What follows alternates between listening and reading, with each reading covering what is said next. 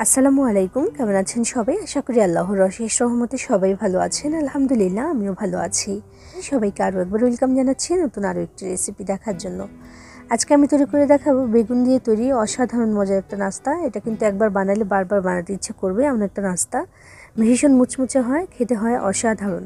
অল্প কিছু উপকরণে ঝটপট করে বেগুন আর ময়দা দিয়ে তৈরি এই নাস্তাটা কিন্তু আজকে আমি তৈরি করে দেখাবো খুবই সহজে। আপনিও চাইলে এভাবে বানিয়ে নিতে পারেন, ছোট থেকে বড় সবাই কিন্তু পছন্দ করে খাবে। তো চলুন আজকে এটা কীভাবে বানিয়েছি দেখে নেওয়া যাক। আর আপনি আমার ভিডিওতে একটা লাইক করে চ্যানেলটি সাবস্ক্রাইব করে পাশেই থাকবেন আশা করছি। তো চলুন দেখে নেওয়া যাক মূল রেসিপিটি।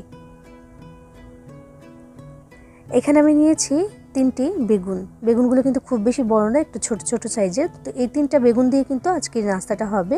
তো আমি এগুলোকে এখন কেটে নিচ্ছি। বিসমিল্লাহির রহমানির রহিম।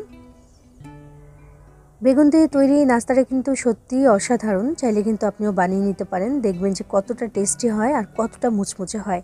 একবার বানালে কিন্তু রোজ রোজ বানাতে ইচ্ছে করবে, এটা এতটাই মজাদার। তো দেখুন আমি আমার পছন্দ মতো কেটে নিচ্ছি। এভাবে যে কাটতে হবে তেমন কোনো কথা নেই, যে কোনোভাবে আপনি আপনার পছন্দ মতো কেটে নিতে পারেন। আমিও কেটে নিচ্ছি আমার পছন্দ মতো। দেখুন ঠিক এমন করে আমি পুরো বেগুনগুলো এখন কেটে নেব।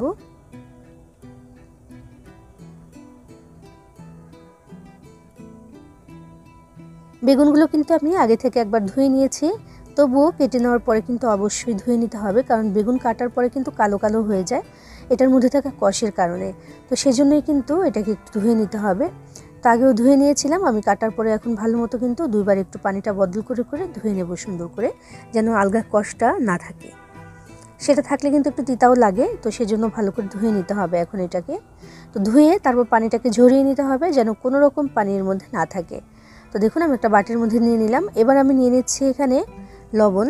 আমি এখানে 1 চা চামচের থেকে একটু কম পরিমাণে দিয়ে দিচ্ছি লবণ। আমি কিন্তু ধুয়ে ভালো মতো পানিটাকে ঝরিয়ে নিয়েছি। তো লবণটা আমি এখন ভালো করে মাখিয়ে দিচ্ছি এটার মধ্যে। লবণটা যেন বেগুনের এই টুকরোগুলোর গায়ে গায়ে ভালো মতো লেগে যায়, সেজন্য যে বাটিটা এইভাবে করে ধরে আমি এভাবে একটু ঝাঁকিয়ে নিচ্ছি যেন ভালো মতো মিশে যায়। তো মিশিয়ে দেওয়া হয়ে গেলে এবার এখানে দিয়ে দিতে হবে কর্নফ্লাওয়ার। একটু কর্নফ্লাওয়ার দেওয়ার কারণে কিন্তু এটা আরও বেশি মুচমুচে হবে আর খেতে ভীষণ ভালো হয়। তো সেজন্য আমি এখানে দিয়ে দিচ্ছি কর্নফ্লাওয়ার 3 টেবিল চামচ পরিমাণে।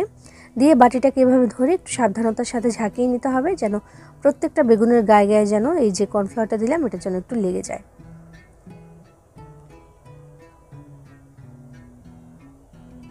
মাখিয়ে নেওয়া হয়ে গেছে, যে এমন হয়েছে হালকা একটা কোটিং এখানে লেগেছে কর্নফ্লাওয়ারের। তো এটাকে একটা পাশে রেখে দিচ্ছি। এখানে বাটিতে নিয়ে নিচ্ছি আমি 1.5 কাপ পরিমাণে ময়দা। এবার আমি এখানে দিয়ে দিচ্ছি স্বাদ মতো লবণ, দিয়ে দিচ্ছি আধা চা চামচ পরিমাণে ধনিয়া গুঁড়া, আধা চা চামচ পরিমাণে জিরার গুঁড়া, এরপর দিয়ে দিচ্ছি আধা চা চামচ পরিমাণে চাট মশলার গুঁড়া আর 1 চা চামচ পরিমাণে চিলি ফ্লেক্স, আর দিয়ে দিচ্ছি সামান্য পরিমাণে একটু লাল মরিচের গুঁড়া, এটা দিলে কালারটা একটু সুন্দর আসবে। এরপর দিয়ে দিচ্ছি আমি এখানে কাসুরি মেথি, সেটা দিয়ে দিয়েছি আমি 1 চা চামচ পরিমাণে, আর সাদা তিল দিয়ে দিচ্ছি আমি এখানে 2 চা চামচ পরিমাণে। দিয়ে এবার সব কিছু একসাথে ভালো মতো মিশিয়ে নিচ্ছি। যে সাদা তিলটা দিলাম, কাসুরি মেথি দিলাম, এগুলোর কারণে কিন্তু ফ্লেভারটা খুব বেশি ভালো আসবে। তো একটু মিশিয়ে নিলাম শুকনো অবস্থায়। এরপরে পানি দিয়ে দিয়ে এখানে একটা ব্যাটার বানিয়ে নিতে হবে। আমি এখানে ময়দা নিয়েছি 1.5 কাপ পরিমাণে, আর পানি দিব এখানে মোট 2 কাপ পরিমাণে। এতে করে যে একটা ব্যাটার হবে, আমি তেমন ঘনত্বের একটা ব্যাটারই কিন্তু এখানে চাচ্ছি। পানিটা কিন্তু আমি একবারেই দিয়ে দিইনি, আমি অল্প অল্প করে দিয়ে দিচ্ছি। দিয়ে ভালো মতো মিশিয়ে নিতে হবে, যেন এই ময়দার মধ্যে কোনো ধরনের দলা বেঁধে না থাকে। তো অল্প অল্প করে দিতে দিতে আমি কিন্তু 2 কাপ পরিমাণে পানি এখানে দিয়ে দিয়েছি। এবার ভালো মতো মিক্স করে নেওয়ার পালা। আমি মিক্স করে নিচ্ছি এটাকে।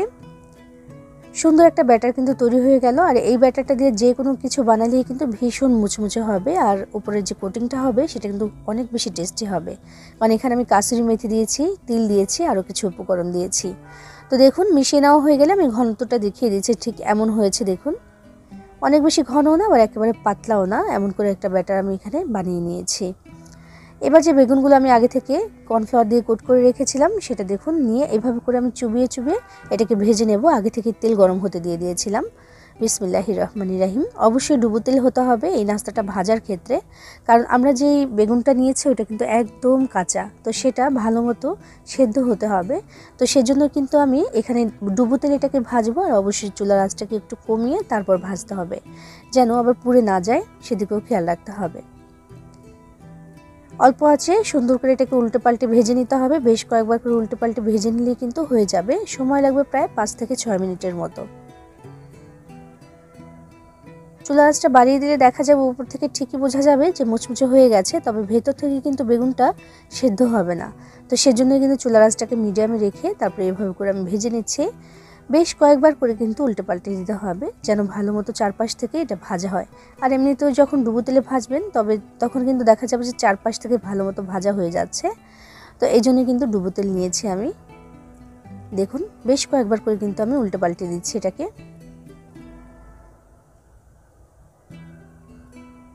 একটা সময় দেখা যাবে যে মাশাআল্লাহ সুন্দর একটা কালার কিন্তু চলে আসবে, আর যখন উল্টাপাল্টা করবেন তখনই বোঝা যাবে যে এটা কতটা বেশি মুচমুচে হয়ে গেছে। একদম মুচমুচে কিন্তু হয়ে গেছে আমাদের এই বেগুনের নাস্তাগুলো। এবার আমি তেল থেকে ছেঁকে তারপরে নাস্তাগুলোকে তুলে নেব, আর একইভাবে ভেজে নেব বাকি যে নাস্তাগুলো আছে সেগুলোকে। দেখুন মাশাআল্লাহ অনেক সুন্দর একটা কালার কিন্তু চলে এসেছে। এবার আমি তেল থেকে ছেঁকে তুলে নিচ্ছি এগুলোকে।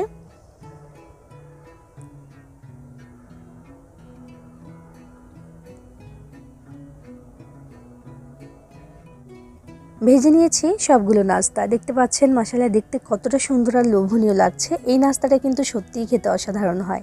বেগুন দিয়ে তৈরি যে এত সুন্দর একটা নাস্তা হয় সেটা কিন্তু বানিয়ে না খেলে আপনি বুঝতেই পারবেন না। এটা যদি একদিন বানান এটা কিন্তু বারবার বানাতে ইচ্ছে করবে, আর ছোট থেকে বড় সবাই খেতে পছন্দ করবে। দেখুন আমি এক টুকরো ভেঙে দেখাচ্ছি যে ভেতর থেকে বেগুনটা একদম মাখনের মতো হয়ে গেছে গলে। দেখুন একদম গলে গেছে, একদম সেদ্ধ হয়ে গেছে। এইভাবে আপনিও কিন্তু বানিয়ে নিতে পারেন, সবাই পছন্দ করে খাবে ইনশাল্লাহ। বানিয়ে খেয়ে দেখবেন ভালো লাগবে। সবাই ভালো থাকবেন, সবার জন্য সবাই দোয়া করবেন। আল্লাহ হাফেজ।